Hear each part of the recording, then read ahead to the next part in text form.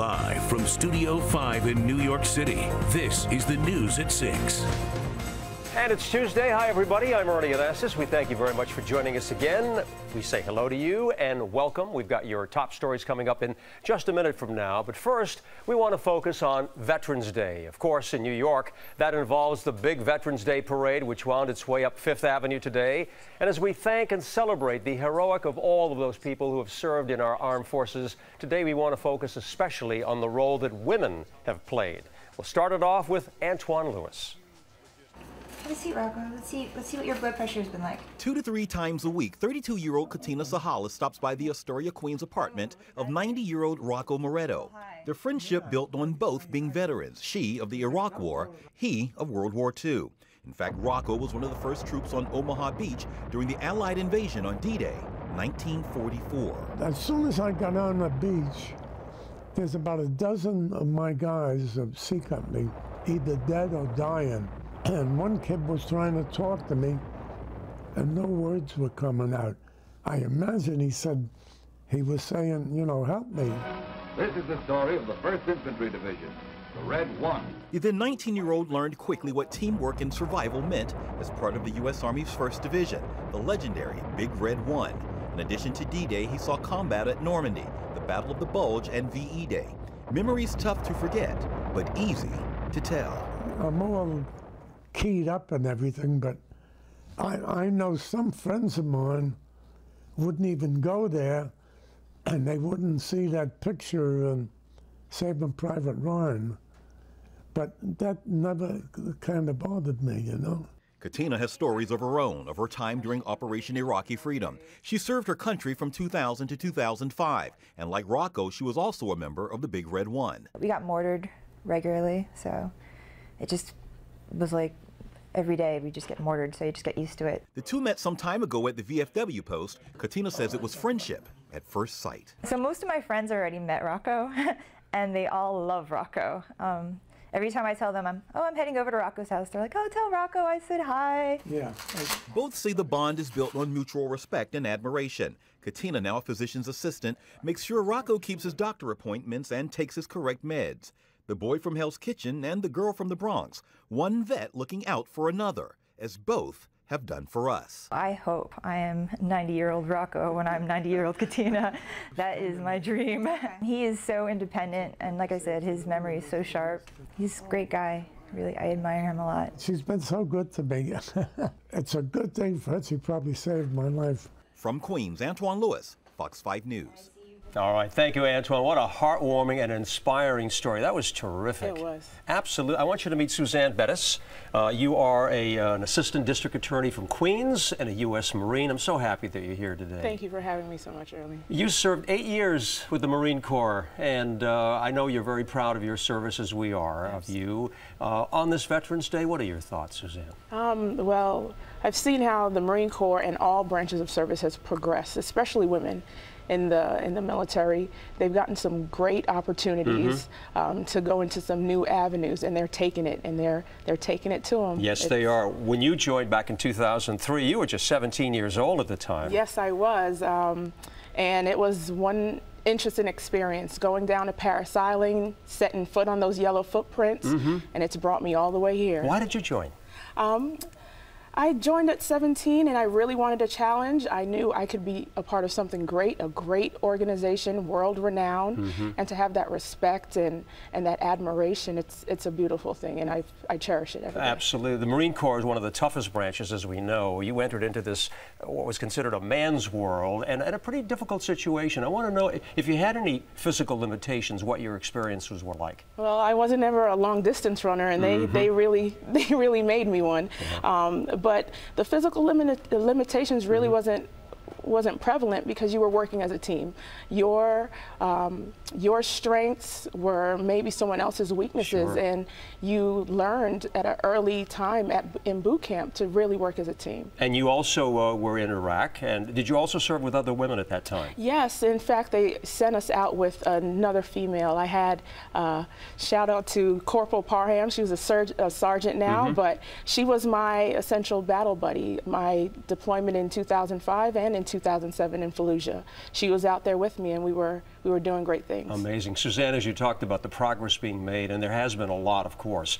We have some 4-star generals in the military who are women now. Well, what do you see as the future?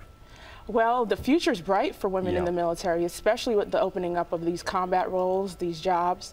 I just read the other day that there's some female Marines in artillery units now, and women are multitaskers. You give us the challenge, we'll do it. And a lot of young women are looking for that challenge as well. There's a lot of interest in the military. They are, and the Marine Corps is one of the best organizations in the world. Why not?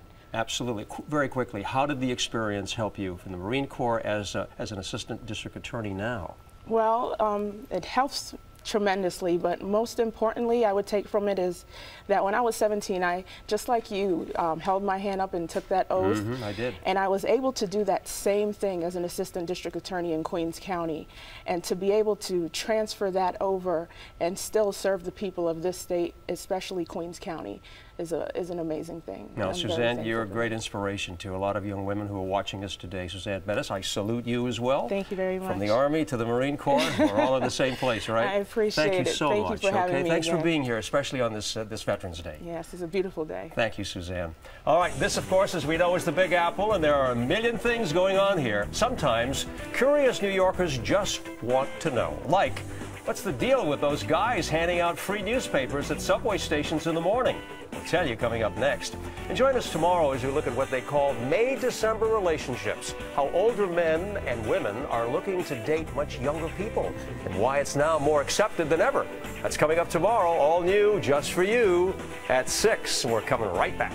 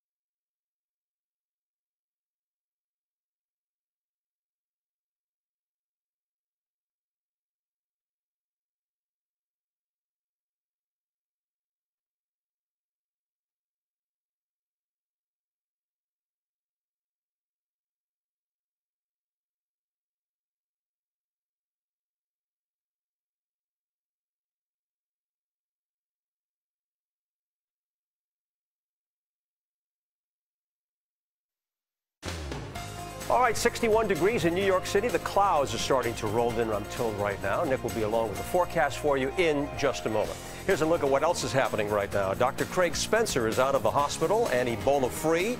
He spoke today thanking his doctors and saying how proud he was of his work in West Africa. There are currently no cases of Ebola in the United States.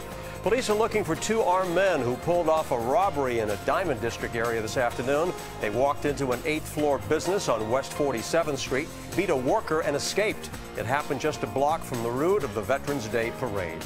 The MTA is considering two fare hike proposals for next year. One would set fares at $2.75 and give a bigger volume discount. In the other, base fares would stay at $2.50, but the multiple ride discount would drop. Both proposals would increase the monthly Metro card by $4.50.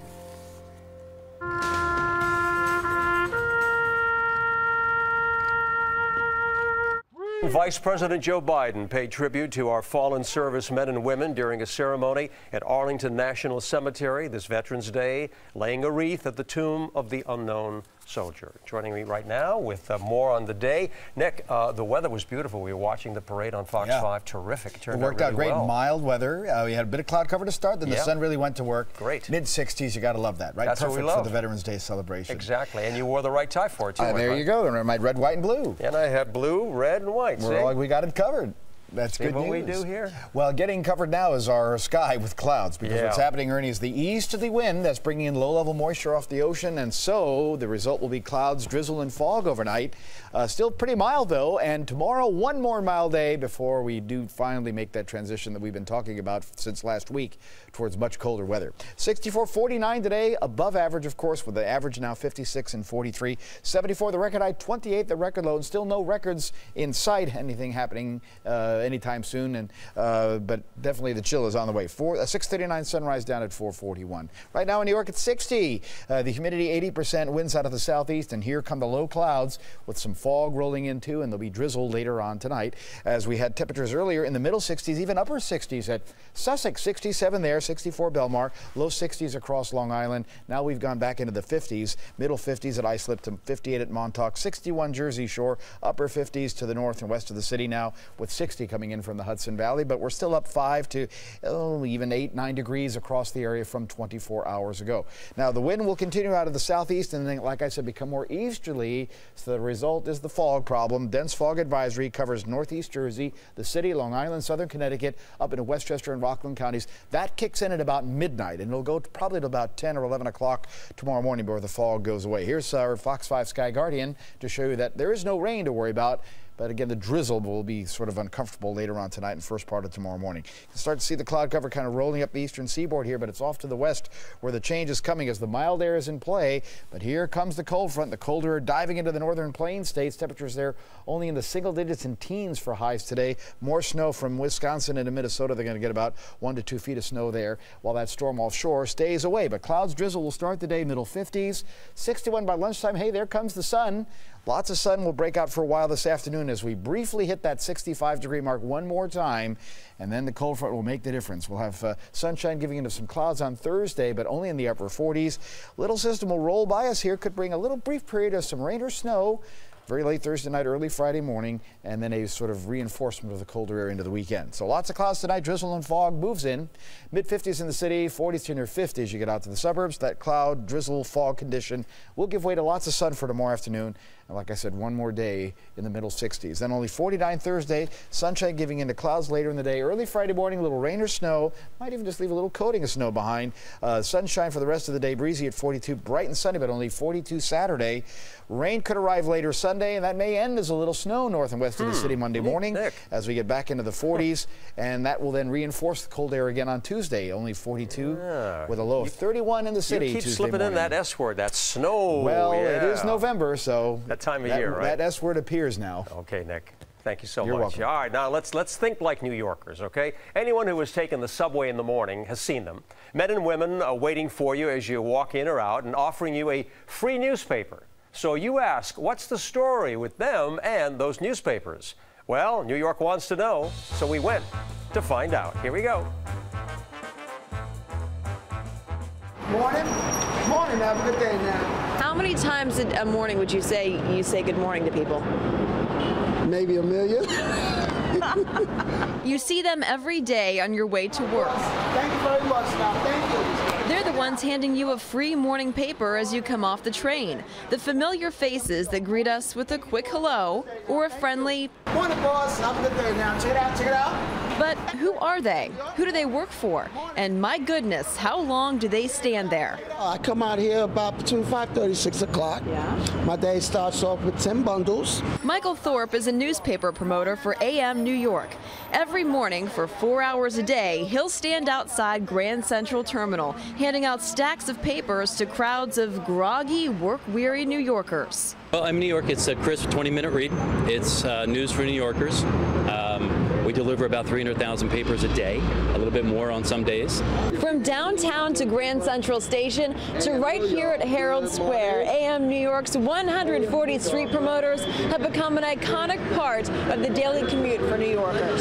AM New York's a big part of the fabric of the city, or at least we like to think so. The paper is funded by advertisers and has the largest daily circulation in Manhattan.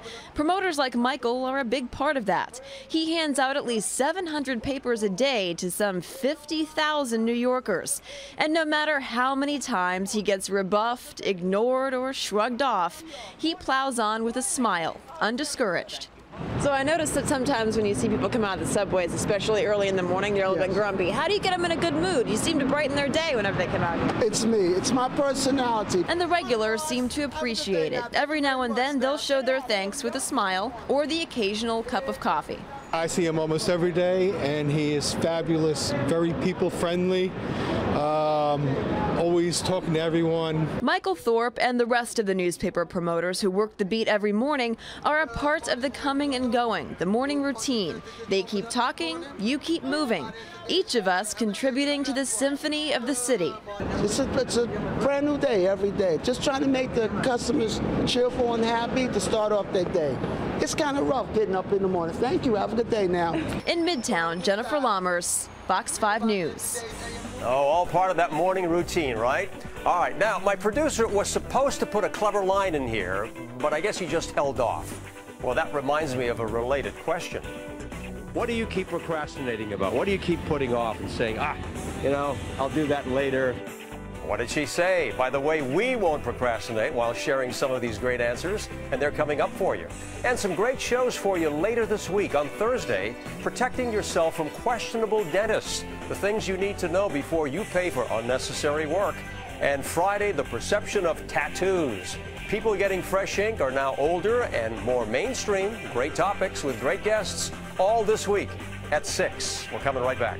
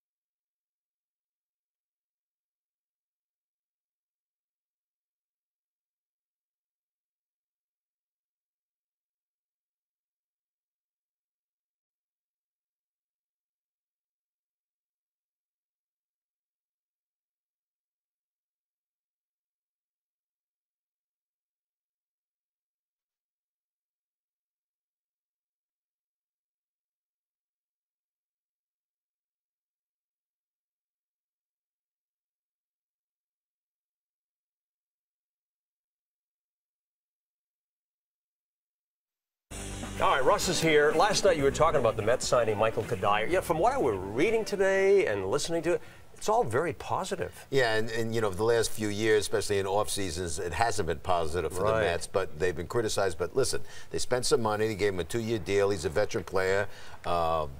2 years, $21 million. But, you know, the guy, he only played 49 games last season due to injuries. But the year before, he was the National League batting champion with the Colorado Rockies. I think it was 331 or 332. Okay. He's not going to bat that for the Mets. But what he's going to do, Ernie, is give the Mets what they needed. They needed a solid outfielder, a guy who can hit, who can hit with some power, drive in runs, and a good outfielder. He is that. So, look, to me, it's a very positive situation. Good. Okay. Money well spent. You talk about their pitching staff looks good. What else do the Mets need? Well, they had two priorities as far as I was concerned going into this offseason. They needed an outfielder, which they got in Kadire.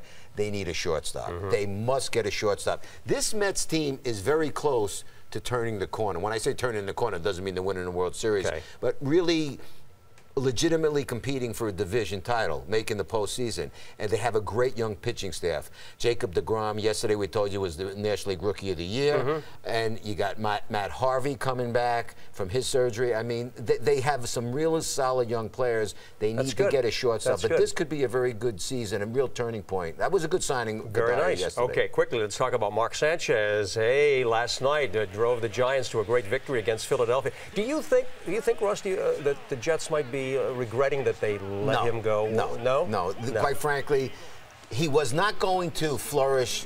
He was done.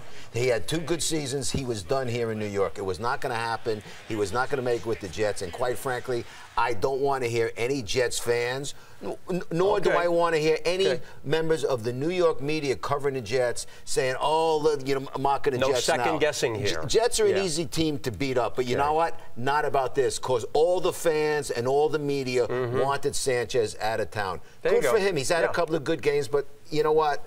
Let's wait and see. You know, he's still the backup, you know, and he's done an admirable job for 2 games, but let's hold off. Jury's still out. Very well. Thank you, Russ. Okay, now question. Do you wait until the last minute to do things like Russ does? Everybody's a Weisenheimer here. Exactly. I'm just kidding, but really, what makes you procrastinate? I'm on the street with your answers coming up next year. I got you. I got you.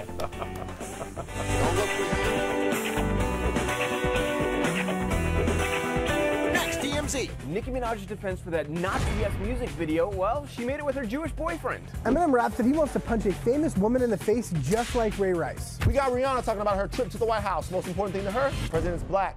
Next, DMZ.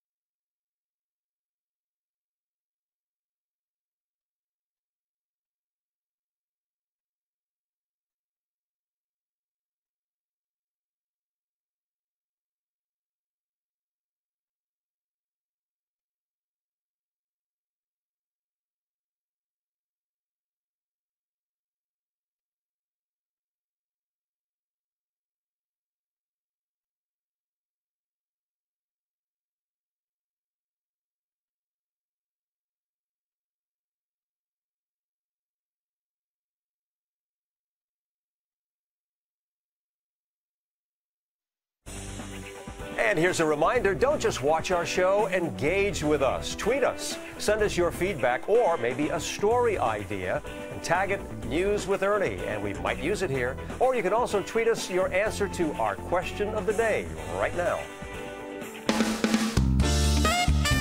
It's so easy to keep putting things off. So what do you procrastinate about? Cleaning up my attic. Cleaning up your attic. Yes, in my basement. So you know you have to clean the attic and the basement? Yes. I know, that's a tough job. No one goes to those places, though. So that's why it's easy for you. That's why it's easy to procrastinate. My laundry. Your laundry. I can understand that. Yeah, you have to do it, though, right? Next day. Next day. The biggest thing I put off doing is backing up my hard drive. I'll say I'll do it the next day. I never get to it because I'm too busy with my emails and my text messages. I live each day. I do whatever I can. I'm not a procrastinator at all. You've always been that way? Always been that way. So you just get it done? I get it done. Today, everyone wants everything right away. Right. You know, and so we're taught to respond right away, immediately. I need that email, whatever. But if you just sit back and think about it, it doesn't have to be done right away. Redoing the closets in my house. Oh, that's a big job. One of the jobs I hate. Oh, in the closet. What do you have to do? Get rid of clothes and things? Things that have been there, every size, 10 different sizes for 30 years. Why do we all do that? I guess you keep hoping that we'll end up back in those small sizes, but it doesn't seem to happen. Something that you just delay and say, I'll do that later. I don't want to pay my bills. Pay your bills. I think a lot of people would say that. Think so. Keep putting it off. No, then I'll get in trouble. Are you crazy? Bye.